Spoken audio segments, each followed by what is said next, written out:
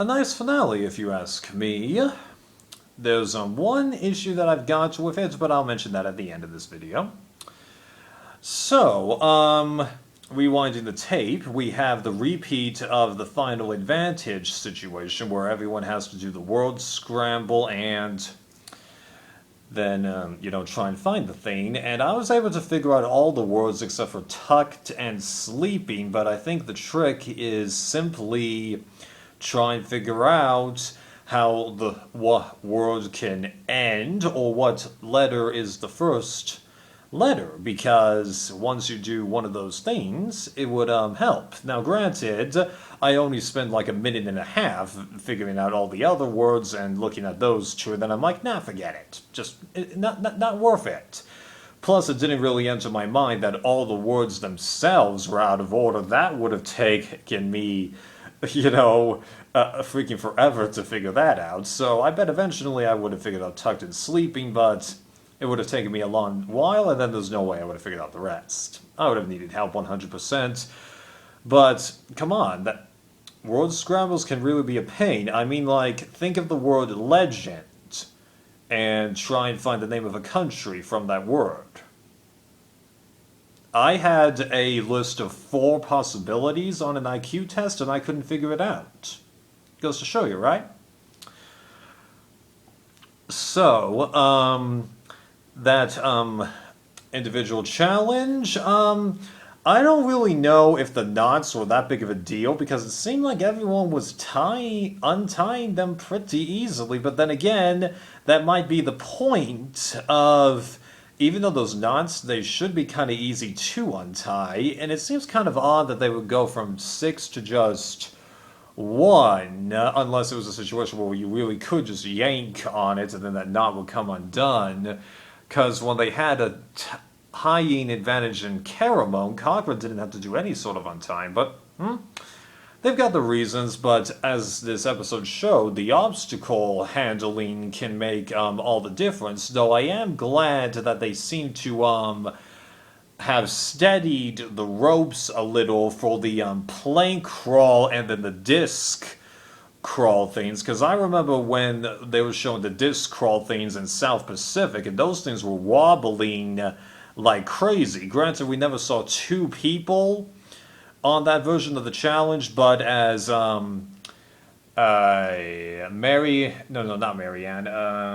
somebody in Romeo, it was either Michael Romeo for the plank one, you could have 2 people on that, and it really wasn't that big of a deal. So I'm glad that they did that, because I was kind of worried you could have like obstacle obstruction or something like that, but I think that's why they changed the challenge from what was happening in like Tocantins and South Pacific, because they realized, hey, somebody couldn't really block somebody. I'm sure that in the rules they say do not try to deliberately obstruct somebody, but right, so Mike ends up getting the win, which was kind of surprising, especially since Lindsay almost came back, but yeah, that happened, and once again, the second place person in the puzzle gets voted out, but it's not really worth complaining about the what if in this situation for the final 5 here, because we have seen plenty of advantages and challenges.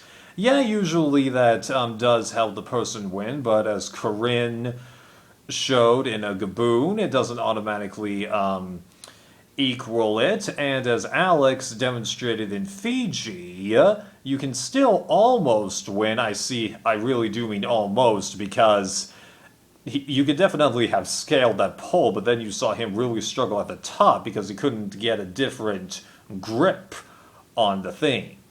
Even though there was another flag thing above that he could have grabbed. So really, it swings both ways. An advantage does not automatically guarantee that you're going to win, it just helps you. Well, you really got to determine if you can use it, Puzzles are the great equalizer, yeah. So then, because Mike has immunity, This means that both Jonathan and Lindsay are up to potentially be voted out. And there's very interesting discussions as to what's going on at the camp, but I'm looking at the situation and I go, well, Lindsay is the in-between person here because Mike, he's been established as the front runner to win this game for a while, and then Marianne, because of the edit in the last episode, it was showed actually she's got more of a chance than I've been thinking she has, but she has been in the game talking to various people, not the greatest, but she has been doing stuff that she needs to do. Well, it's not the greatest, but we've seen how much this whole cast has been playing this whole season, and how much they respect each other in spite of the arguments that will naturally occur in a situation like this where you have people, all kinds of different personalities, stuck in the same area. Even though I'm sure that they're allowed to walk around a lot more in this area than they were back in Samoa or HVV, because as Colby revealed, they were pretty boxed in. They could only go to a certain amount of places, which I think is kind of stupid. So let's see here. What else to mention? Oh yeah, getting back to arguments for Lindsay or Jonathan. Well, it just seemed obvious that Lindsay probably had a better sway with the jury, and really it was just a question of what would Marianne do, because she could have saved Lindsay, which would boost her resume, but at the same time make it harder for her to win at the end. And there's a little bit of toughness going on as to who would have won in that situation, and I honestly don't know. Because just simply asking the two of them isn't enough in that particular situation, and it's a far enough removed what if that it's really not worth considering. Yeah? Or then Marianne can just vote Lindsay out, keep Jonathan, who's less likely to win, and also keep herself in Mike's good books, and maybe help her out with the fire-making tiebreaker if he happens to win immunity again. So overall, I don't think it was that surprising that she decided to vote Lindsay out, but it was a little surprising that Mike decided to use his idol on her, but I guess that was because he just read the situation and figured that Jonathan wasn't likely to go, so yeah. So that happened. She got the boot, but like with everyone, even though of course she's disappointed to go, she holds her head up high. And good job with the surviving COVID, as was revealed in the after show. Okay. Moving on to the final four. Yeah. First time we've had people drop out in the early phases of this challenge, but as the demonstration camera angle showed, it doesn't seem like the balls are slowing down as they're coming out of the chute, so that's something that's never really occurred to me before, that these balls could be smooth enough that, you know, they come out at a fast speed and you waste time trying to make sure you got a firm grip and then dropping it in. I've always been of the opinion that you could easily position your hand, then grab it and just slot it in, because that's what it always seemed to be happening on this challenge when they did this in Token. Teen South Pacific, Winners at War. I'm pretty sure this was the Final Four challenge on David vs. Goliath 2, so yeah.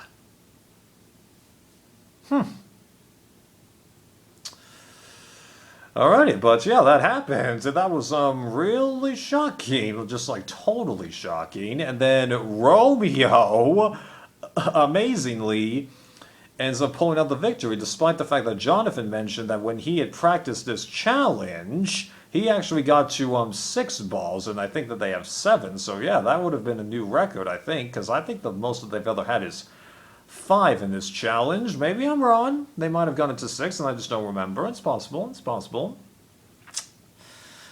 Right. And this is where we need to start playing the what if game, because I always try to do this on US seasons since this twist had started. This twist definitely altered the natural flow of the season because Romeo seems to be of the popular opinion that he would have been voted out if he hadn't won immunity, but regardless if this twist was in place or wasn't in place, he would have won that final challenge. Like, there's no way there's a different person that wins the final immunity, regardless if they knew of this twist or not. That part doesn't matter. So, he wins immunity no matter what. So it comes down to who would have been naturally voted out if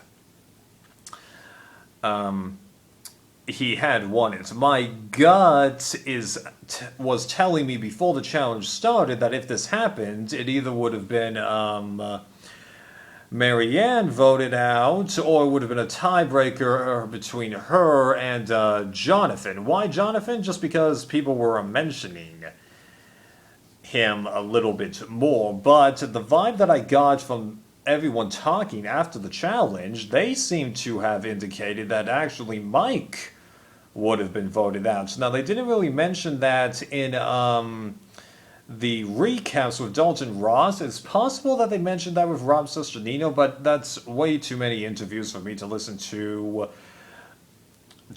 even back when I felt that I had time for it, and now I really don't think that I have time for that, unfortunately. I might sample a little bit, but I personally doubt that I'm going to do that. So maybe I'm missing out on data, I'm not sure, but my gut is telling me that Mike would have been voted out, so him winning the tiebreaker. That did alter the flow of the season, but given how he lost at the final tribal, and since Marianne would have beaten Jonathan, there's no doubt in my mind that she would have beaten him if it was him, her, and Romeo at the end. It actually doesn't really matter. So yes, the flow was altered, but at the same time, didn't matter. Because Marianne, as it turned out, was going to beat Mike, because I think she would have given the same exact speeches, and yeah. So that's my thoughts on that situation, and I'm glad that I was actually able to get a better read on this season than the last two. Although now that I've had time to really think about season 41, I do think Erica would not, I repeat, would not have been voted out had the final four in that season been a more traditional lineup. I mean, the traditional voting out. So it's only 40 that I can't read, and that season there's just way too many what ifs. You'd have to ask people for like 3 different situations as to what would have happened, so not worth it. Right. So going into the final speeches, it did seem like Mike was the front runner, but as I'm listening to Marianne, you could hear just in the edits how she just put emphasis on how she wrapped up her speeches and explaining her big moves and stuff like that. It just felt like she was saying what she needed to, and Mike, he wasn't really saying what he needed to. Oh, he was trying, believe me, he tried in that final speech. Like, you cannot argue that he did bad jury management. This is not a case of bad jury management. This is not a case of a bitter jury. Everyone heard everything, honestly. Like, there was way more bitter jury syndrome going on for David versus Goliath, and I don't really think that jury was, oh my god, hugely bitter. They did give a little bit, but not a huge amount, all things considered, when it came to choosing between Mike or Nick in that season, really. So, yeah. This is just a case of Marianne just did better with arguing what she needed to. What? It's that simple. Mike felt like he kind of dropped off a cliff. Yeah, there's a little bit of that going on here, but I do not think he was bad. She was just better. So, to my surprise, she ended up taking it, and I'm glad that she did, because she did do a better job with those speeches. We get another female to win the game. It counteracts the fire-making twist, and we get a story for the first time in a long while how somebody can go from nothing and turn into something. I would not call it the main person, because that was what was happening with David in Millennials vs. Gen X, and then of course he gets the boot. Last chance that there was, but that's the nature of this game. Like, I would rather have the person that is the favorite to win be voted out at the last second than have this fire-making twist, but it's here to stay, just like it seems like in a Q&A that I missed, although this was shown on the Survivor 42 Survivor Wiki, that these shorter seasons, along with showing the winner live, is here to stay. And I'm not completely opposed to it, but at the same time, I would kind of like the advantages to be toned down just a little bit, but they were kind of toned down this season, not because there were less of them. There was like the same, because if you count Omar's Idol Nullifier that wasn't shown, I really do think that there was the same amount. It was just this time the emphasis was on the people. And that was the main focus of the season, this cast, because even though, as I said, this cast took a while to really stand out to me because there was no one I hugely liked and no one I hugely disliked, that proved to be a working favor, because this time, unlike Triple H, we had a season where everyone set out to play, they played, and then we had an honest winner crown. Take some notes, Triple H, even though it's really not your fault. It's not, but just, yeah. So, I do feel like the right person won. It's not, oh my god, amazing, but it was earned completely. I can't complain one bit here. She didn't get the best at it, but it's a little tricky to have this situation be set up. And I mean, like, we have had plenty of examples in reality TV where the big guns start turning on each other, like halfway to 2/3 of the way into the season, and then all of them get the boot. You know, we saw this on Gaboon. We, I believe that you could argue this for Marquesas, because the game was totally different then, and I really do need to rewatch this. We saw this on Big Brother 15. If you really want to go there, we kind of saw this on a another of other seasons of Big Brother that I don't want to spoil. I have no problem spoiling with Big Brother 15, because if you don't know what happened on that season, even if you don't watch Big Brother, okay. Right. Oh, I forgot to mention Jonathan. Dang, dude. 2 reality shows and then you get booted out right before the end. Man, I mean, like, he wouldn't have won, but... And he did hold his head up high like with everyone else, but just... I gotta admit, I do feel sorry for him in that situation, even though there are conflicting reports as to whether or not he was truly courteous to all the female contestants and that kind of a thing, because I'm sure that everybody's arguments for and against that was mentioned in the contestants, I'm sure that every single one of those moments happened for every party, so... Right. So is he bad or not? I'm gonna have to leave that up to you, actually. I really can't figure it out this time, unlike Worlds Apart, where I definitely could figure that out, but as I've said time and time again, Rodney, we're going to forget about. We have. Dan, if 8 of the 9 people that he bothered can forgive him, so can I. Right. Anything else I feel like mentioning? Nah, I think I'm good. Alright, so is this season better than last season? Yes. Because the cast was better, simple as that. A lot more positive reactions, they were out there willing to play. They got the lockdown on the edit, doing a fair balance between the contestants talking about twists when they needed to. Yes, they couldn't show everything, but they did a much, much better job of showing what they needed to and giving us faith in this cast. Just, yeah. Good job. Is this better than Winners at War, which is the other big question that I'm thinking of right now?